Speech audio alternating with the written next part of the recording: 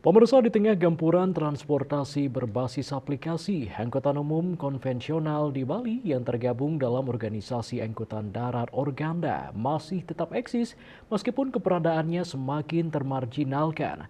Padahal keberadaan Organda di Bali berperan penting dalam memecahkan kemacetan lalu lintas yang saat ini semakin parah di Bali, terutama di Bali Selatan dan daerah tujuan wisata DTW lainnya.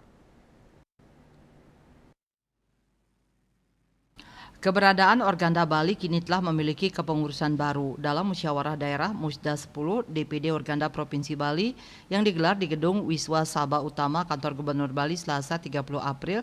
Terpilih Inyoman Artayesena sebagai Ketua DPD Organda Provinsi Bali periode 2024-2029 menggantikan ketua sebelumnya Iketut Edi Dharmaputra. Artayesena mengatakan selama ini angkutan umum di Bali termarginalkan.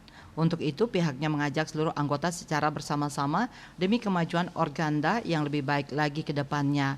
Dengan harapan Organda tetap eksis di tengah gempuran transportasi berbasis aplikasi.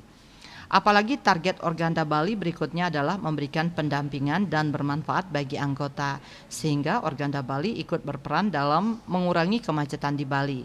Meskipun tetap eksis di Bali, pihaknya tidak menampik bahwa belakangan ini angkutan umum kurang diminati oleh masyarakat Bali, sehingga harus ada upaya yang serius dari organisasi dan pemerintah agar masyarakat tetap menggunakan angkutan umum saat bepergian.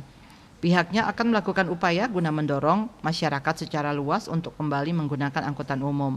Selain itu, pihaknya juga bakal menjalankan arahan Sekjen DPP Organda dengan mengikuti seluruh regulasi yang dikeluarkan pemerintah yang mengatur angkutan.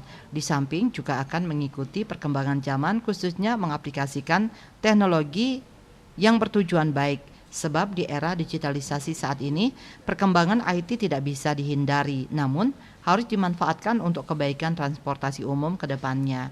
Winata Bali Post melaporkan.